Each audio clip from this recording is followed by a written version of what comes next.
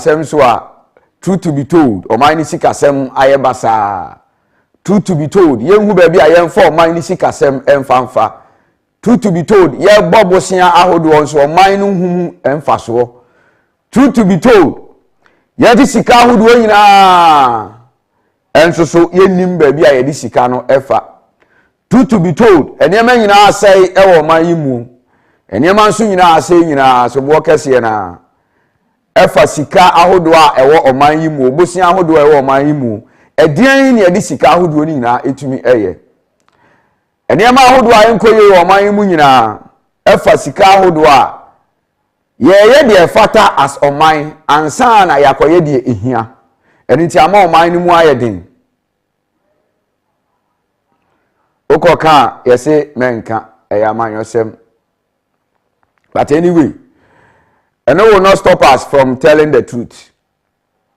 And I will be say, hey, oh dear, there be a uncan dear yeda, there be a buyer say, there be a buyer say, there be a buyer say, but any NPP, any NDC, and I'm happy, say, Ubi be some in same way, the all can say, there be a say a buyer say. Yes, it means that we have to make sure, say, we put the various governments on their toes. Abanya would wear bang in us, say, be a woman, I can say, we are NDC because or Cassetia NPP Abanya, and only the ABA come to me, you are not saying yes, sanity, and Momoka me say, there be a Abanya, you say, the Ameno Yagin, because Abain Beba, Abain Beko. I was all my gun, a fan into my pa Edifra. There be a make say, a quiet, unfortunate, say. Abain Bia was so near Mount Koye now, now quiet to say you belong to the opposition party, but some of us and your honey share. Obi say make sure say they all criticize NPP aban no say nyame boa na NDC ba asa na obeye we me enya man yosem asem ye de aban asem niam e wo say aban ye eniam a ehia e wo say ye e wo man nim no man ne fa ne ntoma fa di fra ansa ne akoye de fata ne no ho asem ne ye ka enti regardless of aban kra oba power enye ho na me hwe say NDC, CPP, PNC, say we don't cause gum nebeba. At the end of the day, we have to make sure say we hold whatever government that is in power accountable. And then also so no enya wo de. Eno de truth to be told, enya wo de. We are buying out so na enema enya ye kan enya wo de. Obi say ya kan de ye de bi. Let me tell you something. Si etuatua ye tax ahodo, sika ahodo nyina ba o man nim na say aban discourse school dan ya.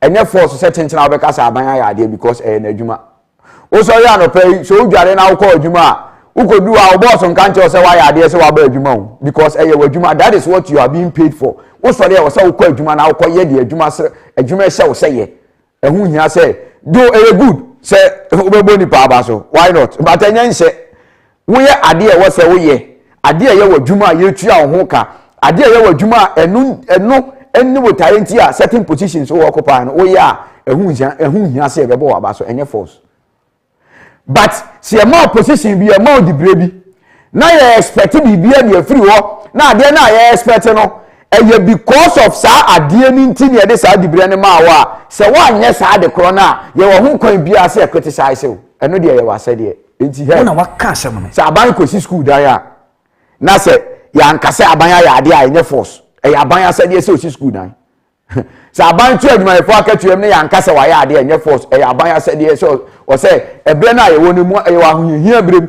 e wo so o ti adwuma efo akatuem say aban every project any developmental project bi a enye force se ye boy aban aba so say wa ya ade because that is the reason enti aye to aba e di himpanimfo say o mine ye sikanie in the form of taxes oman ye sika nie enti ye to aba de yimu say ye sika na eda ho ti ye to aba na de yimu amokwa ye sika no fa bi nkosi school dan mo fa bi nkoye akwan mo fa bi nkoye bridges ahodo mo fa bi ntu aka mo make sure say mo be fa adwuma mo make sure say mo be ma enwuma sua akoso mo make sure say mo be ma ene abefo kwan e fa so di dwuma ICT computer ni na akoso mo make sure say mo be ma ne ma akoso wo man nim eni ti no bi e be position wa be ma o make promises say me ba me ye mo kwan amamu me ba me yesi amamu me ba me yesi amamu eye o mo asede ade o ya mo wa ba so a ehun hia enye force that is the fact we nyam adwin chire o ade abotaye nti a ye di tumi bi ama no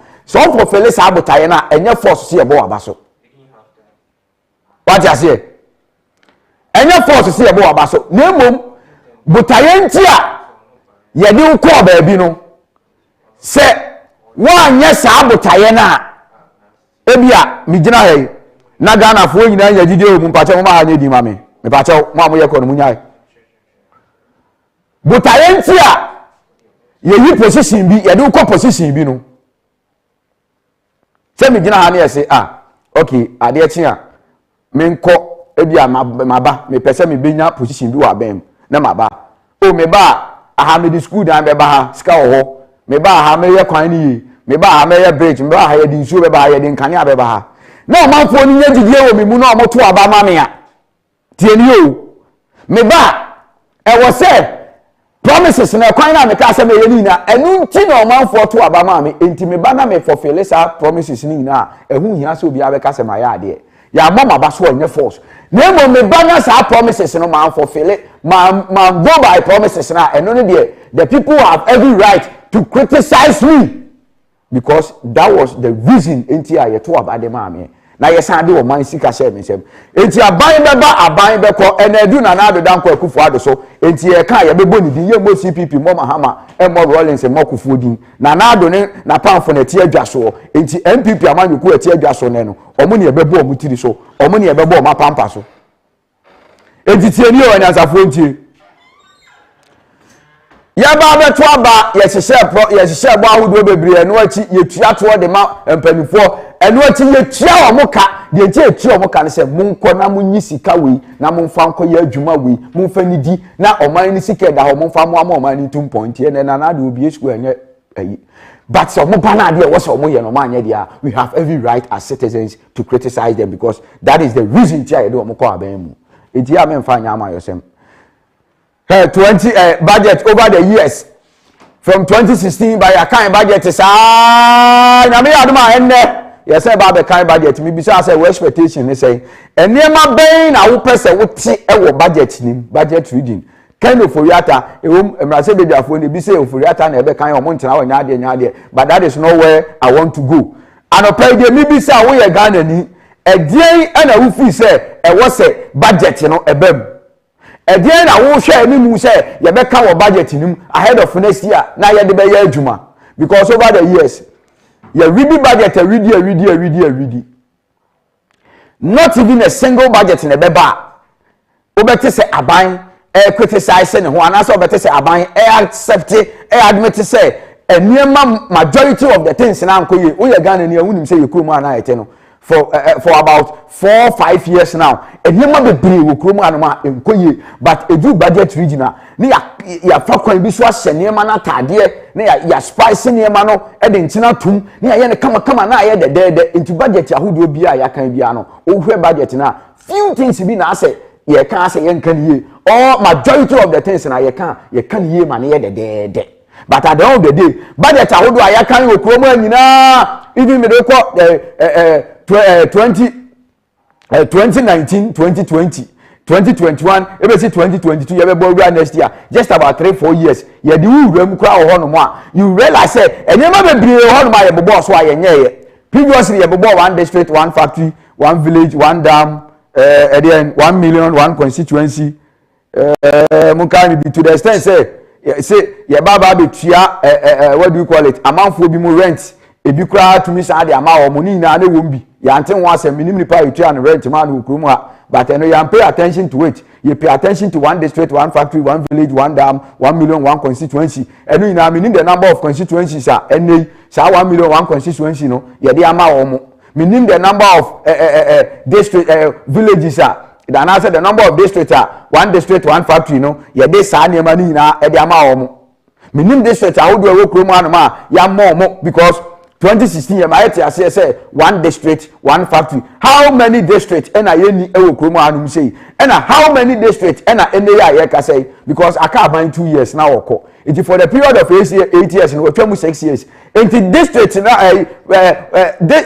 factories how do na was say ba ye no if I can 2 years I was anka if not anything anka what me aye mu be 70% because years 8 good years aka about 2 years. One district, one factory. How many of them NIA or district or factory ni bi wo?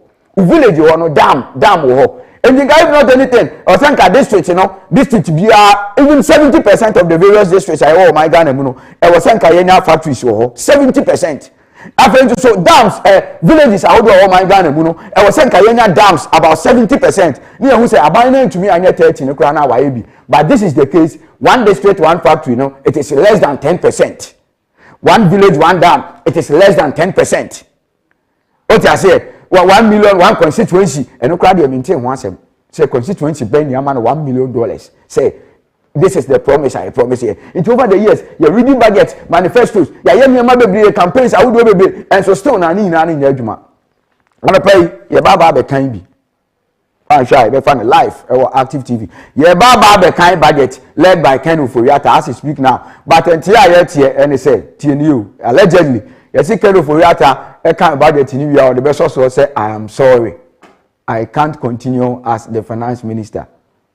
You say, if Sir Rumors, if indeed, can Furiata can we are Obejawa, now Furiata can we no jam ministry one ma. I don't know being prepare budget, and will be making be prepare budget and over can we are or jam where you might or me or no what the master plan to it. And if I am passing Furiata after so the budget in a if it is true, say Obekwa. Then he shouldn't have been the one to lead the team to prepare the budget. He shouldn't have been the one to come and read the budget. We should have appointed somebody to be in charge because you draw plan now. But anyway, that is rumor. It's over the years. You can't budget. I would do baby. My main found just 2019, 2020. Now, you share and semi EPM work kakra. You will have this year and 2022 highlight kakra. And initiatives programs I would do about years or the beba. Near so far, Sanya many na emu saying it to me by then the expectation next year. Said the eba kindly ebe reflecting I'm a BBA to me Juma next year. We live to see as people. Producer project 2019-2020. Na nya asafo share budget ayekaye enema etumi epie mu free buy ewo ho nso so eduro o screen so a 2019 2020 budget no o sha ye nya say total public debts of 208.6 billion Ghana cedis eka oman no etiema 2019 2020 budget no oman no total public debt ewo mu no including the cost of banking sector clean up. Obekaya, yebe good banks are would na including Indomine, other banks are would na yeba be buono no, yebe washi omu na away no, ye disika kese ko shame or the kose banks no. Yebe kan ho asem. And then at the end of the year September 2019, okay, total public debt is 208.6 billion, including the cost of the banking sector clean up at the end of September 2019. And then the overall GDP growth to average 5.7% for the period. And then inflation to be within the target band of 8 plus or minus 2%. And then also overall fiscal deficit to remain within the Fiscal Responsibility Act threshold of not more than 5% of GDP. And then gross international reserves to cover at least 3.5 months of imports of goods and services 2019-2020. But let me tell you something. Now, cleaning the banking sector, over 20 billion and I had a just to clean the banking sector, just to wash away those banks, financial institutions or mining over 20 billion. Whilst they were looking around just 9-10 billion to make sure say these banks na banks so that was one of the greatest, the biggest errors as far as budget reading is concerned. Because say eba be ye ka be da o mine so na ye kofa sa sika we e dia akwa akoshem e dia collapse banks ahodo 2019 2020 dia na se sika ye di collapse banks no eso sika banks in here no more general monaswa. Then these are the things we should have considered as people, as reasonable people. Who say, see, over 20 billion collapse all these banks there. Argentina around just 9 billion. Let's say just a half of it. 10 billion of it. Now, when as a banking sector, I'm a banks and according to my party, Argentina are buying antenna see this simple logical application. Say, okay, Argentina make offer sika around 20 billion. They are kwakushim. Akogu banks way now because every omo documents or money maybe nkoyi. What's these same banks now? A year Ghana for Eja Padie, Emma Ghana for Jumano. Me for sika na me because good bank just a half. 10 billion na me fan ko sem na banks and fan into my pa enfra aban bi a wodwini bia will do this common thing in the sense that now tie Roma unemployment e wo soro pa omanfo enya adwuma nya wo soro low income so wa ha pa no take majority enti se banks kura wo na so omo niam bi nkoye omo documents omo sika sem obi bi nkoye a it is up to the government aban ni say obehia all the stakeholders, all the people are into banking and anka buying no matters here. Say, more documents way, more papers way, more niema way, enkoye. So as a reasonable government, say me call for 20 billion about the good banks and now. Me timu sika, me timu just around 10 billion, half of it. Now man make sure say, more documents are here in ano. Make sure you provide this, you provide that, and me as a reasonable government, me as a government are ordaining and call for no. I am going to put measures in place to make sure say the required documents, the requisite documents about my juma. Now musika kakra munya be 10 billion no. Me kofa 20 billion e ma me gumo juma no because me abanya amejene. Na mo me de just 10 billion e be shamo juma ni mama mo. Na me de niam atototo akwan so ya tena say inside documents and make sure say emra no e ya juma. Na mama banks no aye juma because me abanya amejene enti meya saade no because me abaya me dwene me nkofo ho me kase me gu banks na Ghana for do a e kwa akotene fi a omu nya adwuma nye me abaya me dwene enti me de saasem no beto nsane ani me ma Ghana for nkotene fi wa abra omu nya adwuma nye adwuma ho oden. Apart from omu nya adwuma no, there are several people are omu depend on omu na omu nya adwuma on these banks. Young girls and young guys say more banks or mu onu amon keto at the end of the day omu ma me mu nso omu kofia oh kwame ebe no amu per 20 Ghana bi so per 10 Ghana bi so we did it as reasonable people ye hu yansem ya mfasa nyema we nyina ngu akwemu.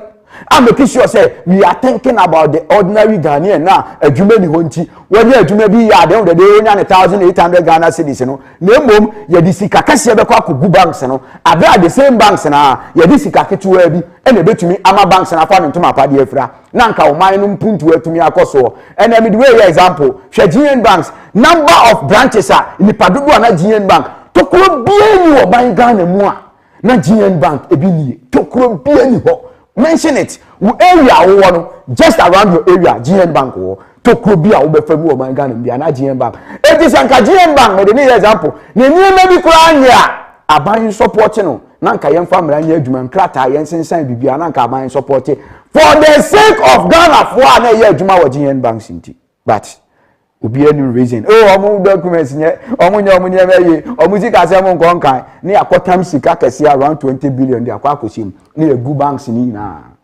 near Kikabin Swabum. Say, Ghana for Mumu and Unum, Timumana met in a few Munya Juma. Oh, ye Ghana. Sanyama way now, who shall you say, budget reading and about the question, Sanyama way and some Mrs. Womana. And some Mrs. Wom. Now, debt was over 26 billion Ghana cedis, but no one America. Growth was around 6.5, and then inflation a growth was 7.14%. And you yeding. But you see, Mami Bonko Mami Yanko 2022 highlights and balance of payment. Ni 2022 budget highlights, balance of payment. Police are projecting as a function. And a premise of the kind budget we are Ghana and you take NSA. 2022 budget highlights. Now, how do you? Budget, Usha ye baby I find say balance of payment. E ka hodo a o man no ye tuatia ye enema hodo a ye de esika ni na ye tienya asem we wa ha no pay. Now, balance of payments, screen so kindly. Was it the capital and financial accounts recorded a net flow of 3.3 billion US dollars compared with 1.6 billion for the same period in 2020. Breaking it down, wahano mononkwano. Sikano kwana yetumia ho compare last year 2022 no 2021 year no last year 2020 now say e cost 3.3 billion Ghana cedis, so according to the budget and so to me ba. Now, driven by higher portfolio and foreign direct investment inflows, as a result of these developments, the overall balance of payments recorded a surplus of 2.4 billion US dollars in the first half of 2021 against a surplus of 1.0 billion in the corresponding period of 2020. Enti when na balance of payment na say 2020 sika yenya ya na say sika etumi ka ye no just 1 billion US dollars etumi ahuri akosoro akodu 2.4 billion US dollars just first quarter of last year, first quarter of this year, the period of 4 months. Internet say o man no budget na che yen say enema etumi koyi, but before ni edi ka 2019 2020 budget dada. Now, who share the exchange rate? We shall for pay attention to this particular area. The exchange rate, that is the foreign exchange market, was relatively stable. Yes, say 2021 foreign exchange market, dollar, pound, euro, yes, say it was relatively stable. Now you say in a nutshell, ekoye ejinaye tienio dollar, pound, scano crapense, euro, bubosicano, says kamiensawi, yes, say 2021 no exchange market rate no dollar, pound, euro, ebejina relatively stable. Now you say answer down cost bi anemo ebejina ebe stable maniema ekoyi. Me pacha wo ye Ghana new. These are the things in PP 2021 2021 budget mu. Wo ye Ghana ni exchange rate ebe stable wo my Ghana. Even this period the number of times I jump kosoro nya asem ketwa. You okay. So these are all lies. Recorded our budgeting because me say Ghana for now young for now we read a whole lot of people read into some of these things on a buy am spare me patch we am coming can free me 3. I'm reading it for the budget. Now produce I want to also I wanna take or say cumulatively the same exchange rate now cumulatively the Ghana cedi depreciated against the US dollar and the pound sterling by 1.79 and 0.80% respectively, but appreciated. Ghana cedi na say when they compare dollar and the pound now, yes, not Ghana cedi no. I just saw bebre. I'm putting it this way so that I say I just saw dollar ni bebre ano and I dey akonya cedi. Sorry, I saw cedi ni bebre ano and I dey akonya dollar and I dey akonya euro and I dey akonya pound. Then so sa bete ni na simply put say dollar to cedi rate no eso ebete and a cedi to dollar rate eso bete ya dollar cedi do e wosenka wo de kwaje dollar bebre no sa cedi se no so tey na sa kwet say ya de cedi se ne keto abi e na be kwa kwaje dollar o ye Ghana ni you know the cedis ahodo a wo be boa no ansa no nya $1 okay producer yen to aso now we no adan chen the same exchange rate na yenwie or say by 3.16% against the euro in September 2021. Enti we share dollar against the euro now we as at this year 2021 it was just 3.16%, which is not true.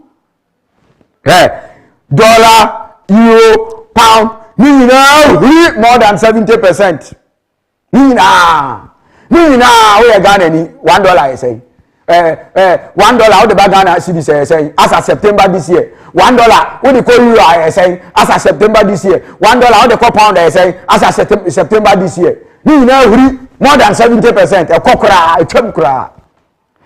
Yes, sir. To the euro, no, 3.16%. So these are factors and as a foreign eyes and I'm bobo.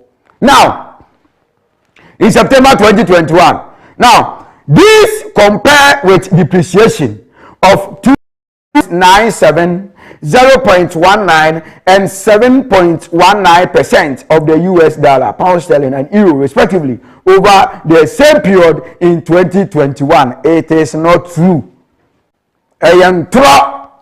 This year dollar ni euro massa edwane chen Ferrari a yedi ko races edwane chen Bugatti cars be na edwane mo amunim cars mo body edwane dollar euro pound edwane gidi sa mo 3.1% na wuyi ene dollar na yese na around 16 Ghana cedis euro ene na am saying oba boa cedis anu bebre before so the number of cedis abeboa no na the dollar do abetumi jaje the rate in the percentage no atwam kura sa 3 na 1% 997 no mkeka ni na ya tro sem as of September this year dollar to cedi now it was around 13 Ghana cedis 14 Ghana cedis 14 Ghana cedis to $1 so see right even the beginning of the year January kura na say na 6 cedis 50 pesos and edu say a term 6 cedis times 2 more than 100%. It sa 9.1 when you say sa 3.1 when you na yin kontompo ye budget no man say there aban na ebon ho modern so na aban na ebon ho modern. That is the simple truth. E was so man fan into mapa di fra. Now yen to aso what is Ayansha government initiatives 2022 highlights yen share no na ye wi a me wo video bi o me body akyerɛ na wo hu sɛ nsɛm na ye ka no de wo mu ano no now ebusafo mfa we am malaria bi si amani peti ye ne ya no ya na wo de akyɛ now wo hwɛ 2022 budgets highlights that the fiscal policy initiatives underpinning the 2022 budgets. Okay, so this is it. Revenue policy measures. And that will screen no S1. TNU and at a phone chain out of pay. And TBI. Now, government will introduce measures that will revamp industry and make their products competitive. It's your kind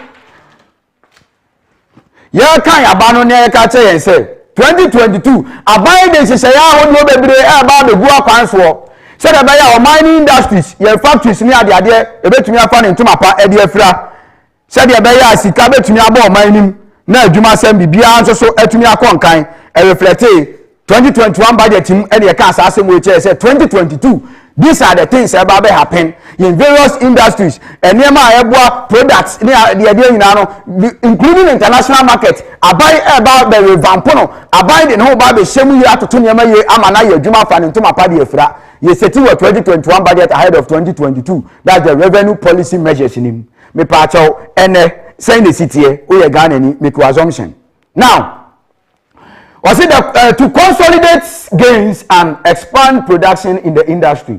Government will expand the VAT relief introduced on African textile prints for textiles manufacturers in 2019 for a further 2 years. Me pacho, sans se bien ya, osha abaye se odeba be textile industry nim. Na tumi ama textile industry na fa ne ntoma pade afra. Me pacho and the textile industry no te ho asem. Ase gu anesa. Good. Producer yen to aso. Some factors in any asafo nhwe. Now, after 2.5 years of operation, the temporal benchmark, that is the discount policy on imports, introduced as a stopgap measure, will be reviewed to make it more efficient and targeted. The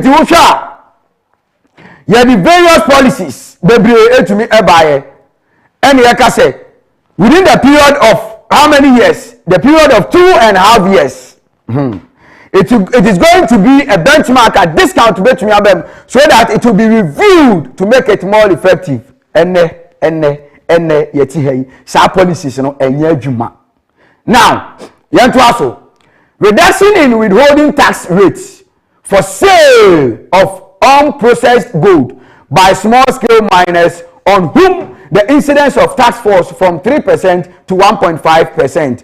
In small scale miners, any amount into mine and near the idea, so withholding taxes at why to me, you say from 3%, you better show the about 1.5%. And the mining sector, no, say in the city, small scale mining, me part of a papa ukruma, a binding exam.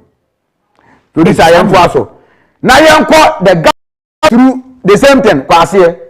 The same revenue policy measures, Nyamishra, and that was screen is on, but I function you. Now, government through the Ghana Revenue Authority will from January 2022 assist MMDAs, that's the Metropolitan Municipal District Assemblies, to implement a common platform for property rates administration to enhance property rate collections and its accountability. Into property rate collection and binding banner. I think you ever set up administration so. But before introducing this property rate, I don't think I any kind of administration. You would the way I basically I did says canina and sana employer to me the Baba Yejuma. Yeah, the Baba Yejuma and Sanya who say ya ye into a better administration. No more to me require the first one to me AJJ. The patch I won't say I fail. Good. This is 2022 budget. I reading on 2021. Produce science and twaso.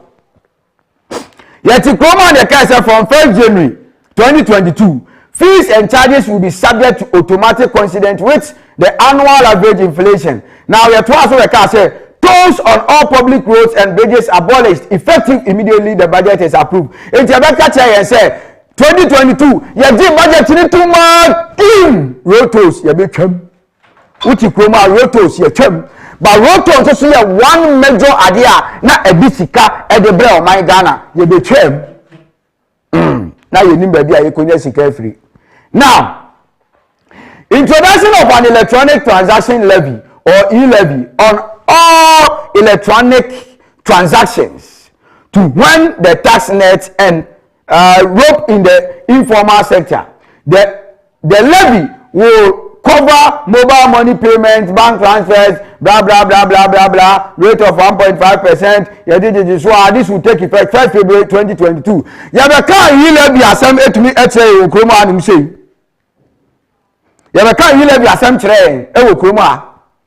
Yabeka kire ye before say parliament ebeji atum ansa na e dia abaye adwuma. Now e-levy call parliament yebobo edika call 1.75%. Yebobo and yebete so yebobo wa afedi ekoba se emrase bejafo no ebi me so omompene ewoma na me ankasa mini pastor na mo a ono ankasa eje so ame kumase ko baby Ashanti region obeka tell yen say yempo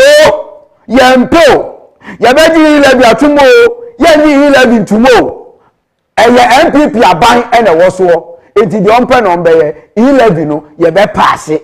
That is what MPP sitting MP told Ghanaians. Say ye pay but answer na ni friend is so beto body abo no na ne 9 ACBB so enti Stephen Amoa obeka sa asem na say say ye pay e-levy ye be pass no onim de ne 9 so ampa MPCB so mo ntia se ebi mu work out of parliament ni na de ko wie ya ne say e-levy ye pass ye e ma yes ase etete e-levy ene ya me no e ka say no 1.75% no ya anya atum but we are made to understand say e-levy no ye ba begege no se wo send sika no na ambro 100 Ghana ko send 99 cedis a yentil but ene ya me no gina am a testimony to it.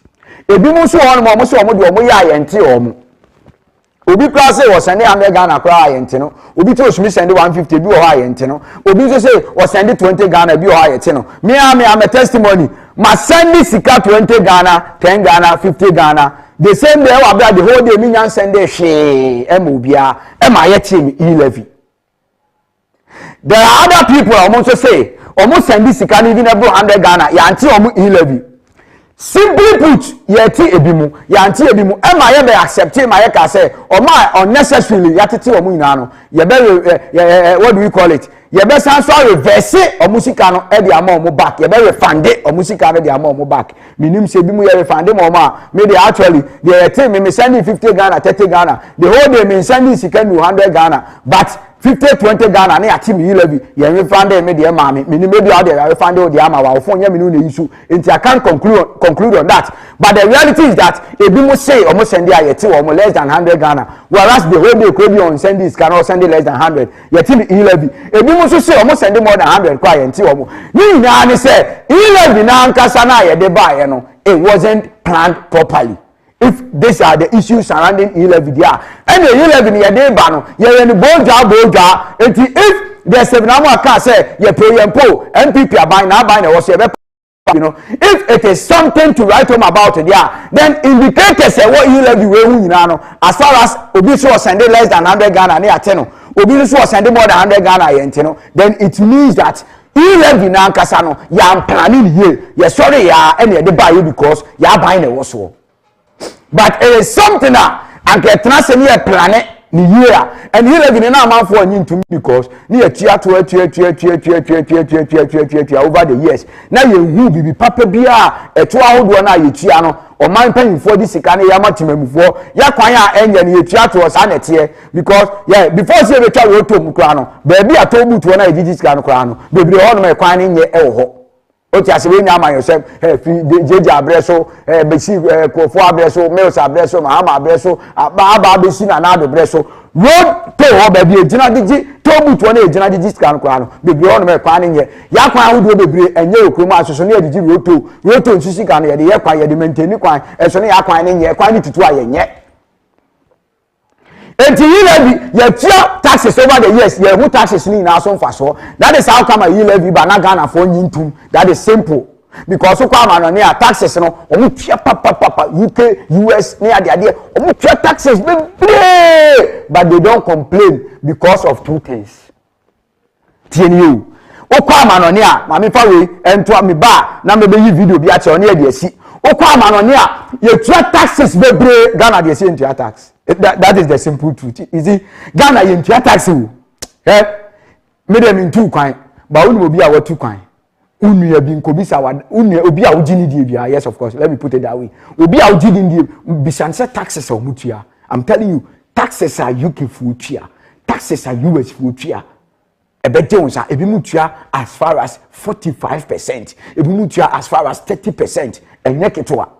Imagine so oje ebi 1,000 Ghana and $1,000 na wutia tax as far as 40%. That means sikani na eko taxes but you dey tia akwa abuchira living in Europe, even in outside what say what you dey tia akwa hono ma enema no ekonye de ma omo munye sika de besisi adan ahodo wo Ghana. It is simply because hot taxes no omutua omunya so mfa so. It is simply because there are measures abiding there to taxes no timemfo de bia me say ya so odi nti na mra ho enti the law enforcers no say making sure say mra no be ya adwuma opewu enti mra ho no na odi tua tax no ya adwuma ya gigi tax no kwan papa so ya fa so gigi no correct ya gin so ya di enti these are the 2 reasons why uko abontin uko outside world na omu America, US and Canada, all of those countries no uko omusika omugigi taxes no man for down complain because tax no the purpose untia ye gigi taxes no ye gi ayede ye gi tax na ayede ye akwan no ye gi taxes na ye make sure say nkane anum ye gi taxes na ye make sure say enuane bo no so wo form obi abenya bi ato adi ye gi taxes na ye make system no is built in such a way that can be actually done as second the system is working 24/7 ye gi taxes na ye make sure say chrome ye keep chrome clean taxes how do you tia no omo outside omo tia mo but they are not complaining. They don't complain much because omunya benefit of the tax ye the taxes ni ye niam ahodo nyina ye say ye the tax no ebeye ye de ye ne pepepe ye wia abrotie ye wo bibia e fe no tax rebate. Tax rebate simply means that at the end of the year taxes ahodo a wotua nyina aban say wotua o taxes na awie taxes na ye usika your mind is usika enti ye be maw taxes no ye be maw sika ni bi di ahye obotom na de akodidi na de aka no aban na ti bi di aye mpuntunjuma na de aka na aban ni di bi ato ho enti taxes no omu divide no enti yes say taxes a wotua nyina na ya 10% bi wom na ye sa de usika ama enti wotua higher taxes e wa abrochire no wi a the higher you pay the taxes, the higher your tax rebate will be. It's what your taxes in now, baby, you know, you are next one file for tax rebate. Now, I buy not taxes in which I need. No, they are to account to me the amount, say, bam, say, a wow tax, Jiwene. Now, buy not santa taxes in be. No, they are same infrastructure, no, develop your minor, anything I call her, or my coin, you know, come, need your taxes. Various presidents in our bino or municipal baby, I know to musica, need your taxes. Into your taxes now, the was say a day, no, ye. And near back, ye tax rebate, a year while sika or taxes, one or two yentino, yes, anti tax in the mount, yes, I am myself a could. So, because of these two reasons, Okabucha taxes no never wording, but they don't complain much. And Kayade Ghana taxes, say, I did taxes in this car, do I yen, and I can be a coma, ya can you answer me? Yes, you answer me. Ye never now juma, na system ni year juma. Now at the end of the year, you say tax rebate. Say taxes are companies, individuals, yes, and the percentage we say ma individuals now. And taxes, no, the way you complaining about taxes, no, but this is the case in Ghana here. You did taxes now. There's no tax rebate. Why would you tax and you might be? But I did taxes and you sound fine yet. Why, so why won't the citizenry complain? Say taxes no a dozen. Because you who's on fast. And you one Ghana city crime you try you who's on fast. And can you say the aya acquire my in think I yakwana a bay yakwana you bet you because at the end of the day and can fire cast. You treat Cassian Fanya Yaquino. You can't sound for casting for fast aquan corner as you wear the cast and I could fit him. Into taxes, you know, you find media what's your dear. There's no tax rebate system in Ghana. These are the two things. Into amount for suit taxes. Now, you way now. I can't see mammy, you know, near DC. I did back a room so and say, we are Ghana new tea. And you know, my boss in 2019-2020 budget, and you know, be a reflecting woman now, baby, about 70% of them going to me. But it is not common sense. And I said, doesn't it make sense? Say, and can you be kind budget? You think say, your mind be to me no. Truly, a kete cry near Magana for who say, this is what you see can be to me also. And then at the end of the day, we go according to the budget. And can you Ghana for Dana? But you can't hear the near crazy amount for expectation. At the end of the day, you baby now for you to papa so. Oh, you went here, oh, you went here, oh, you went here, oh, you went here. And so a background checks a bank, analysis bank. Previous analysis been a year before say you didn't have a budget in him. You share your tea, you share your war, you put your money in place, you share your whole day, and so you bet to me and sign the budget abana. It is no, and it is no again because thank you share your tea, you share mine and what in your sick as a man, and can budget the baby and keep it to my go by it. What I say, Kibun said, you're crazy as I'm saying this city.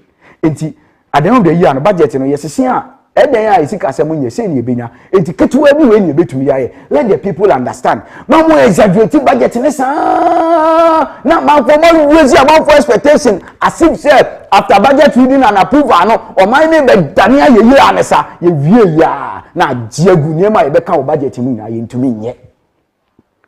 You see, Tracy, you the following year, near Sabi Trantraction, just like. You really 2020 budget by 2021. You to me money baby. You to me not even 40% of a name of budget you to me. The same thing you say about the kind budget. You a name of boss 2020 about 2021. You see a baby. You to me assign you. And the taxes are how about the sister you come. You and you say about the kind budget too. And you say the kind budget. Empty. You see the try and throw say last year and I say year and no say ni say na ko ye enema we ko ye growth ko say inflation ko say ni asan be twa throw say yen sa na ye ko e di tem bia no aban ni make sure say budget no enye no kore budget o widi or the budget ni ba according to me put in say or the throw budget and the brain aban ni be try and throw budget ahodom opa we american nya time now our corporate budget ni bi we the free 2019 2020 2021 pay now the kind the various budgets are abani na hwe ma ewuwo mu no kakra bi na mabobo so akere one no hwe ma ni na say abani to me yes ane ma na enti background checks ben but I been ye dinner so ye budget and I say ye minimum ye tena se ani abobo ye tirim so ye ntwere ne sai because after all Ghana for crowd ye enko ba bia me gini say that is sa enu na ye o mindset inti o mo de twere budget. I am telling you me ma dwen kire me say budget ye ba be ye budget a omutia omudwene say oh we mu de munya o mo me ntwere bibia na ye fa nkoma wo mo because enema na e ka budget ni mu ne enye and I have video evidence to back to what I'm saying say budget na omode ba no ehunya ye spend your money sika nyina ye wie ne ekobisa finance minister say kwakue oforie o money sika no say na mo yusu a o se wonim ade so bi na koka gu na so say kase ansa no waka finance minister o money sika sem woni na da no head signatory head signatory sika sem bia be ko ba bia o mo oforiata na ono na nsa hye ne ye nim sika no producer yenfa sa video no enfa ensi but sa video no ma me na me fancy ye bisa kan oforiata in relation to building the national cathedral sika be okofa sika ni free the amount of sika odi ko shem oforiata couldn't answer na KT Hammond eti obi bisa sensible reasonable question no na KT Hammond to he has said papa penya the team of food you nim say obetena baby say obeputu the interest of the country at heart, the interest of the country first no ye bisa finance minister oforiata question na also oforiata answer no what is wrong. So I don't know enema e course ntia ye di KT Hammond e kotena mu bi say ono onko ye co-chair minima di kontia because ensema na obisa any the way na ono ankasa pese o san fa kwa bi so e defend ayo oforiata abra na ye bisa no questions no odwene ho a wonte ase na who finance minister ye bisa no question na wo chair no obu afu say ayade aya Canada o si oni figures no how can who finance minister tell us say oni figures no the figures no mo tena ase na mo prepare na mo de budget mo de bibia e ko no omo ye ne say I don't get it. Producer yen sa video no yen hwam na ne family.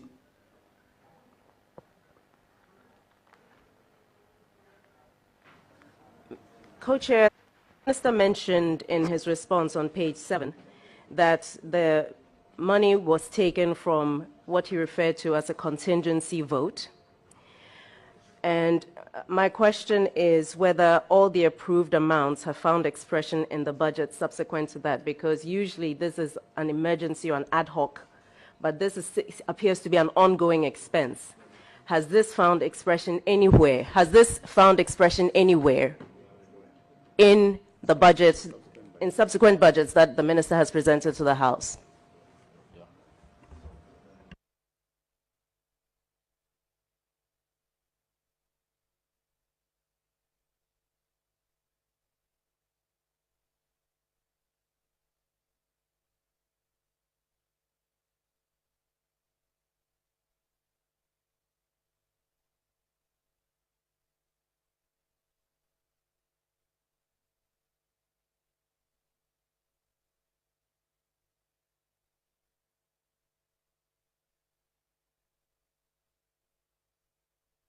Could you please clarify that question? Honorable Senator, the Honorable Minister is asking that you clarify. What I'm referring to is the minister mentioned that the money that was spent on the cathedral came from a contingency vote, which is part of the contingency fund, Office of Government Machinery. Has this other government obligations, I beg your pardon, has this subsequently found expression in budgets that he has presented to the House subsequent to this? I can't go somewhere, and I can't go for the assume. We knew the onka finance minister. Honestly, a signature, Nedi and assume. I can't go assume, we are the can. As our tears, I'm so not question on the answer.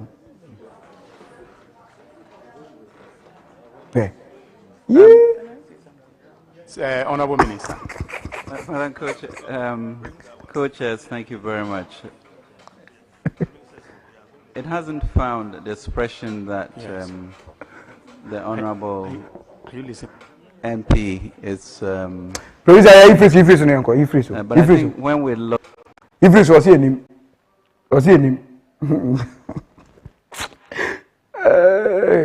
Finance minister, any Ebisano. Because in I am Mexico.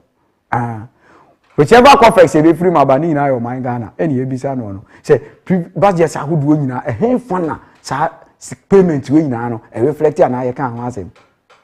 Take in 2 minutes. I just a woman not telling channel and a Becaguna soon say, Cassin, when we go Cassin.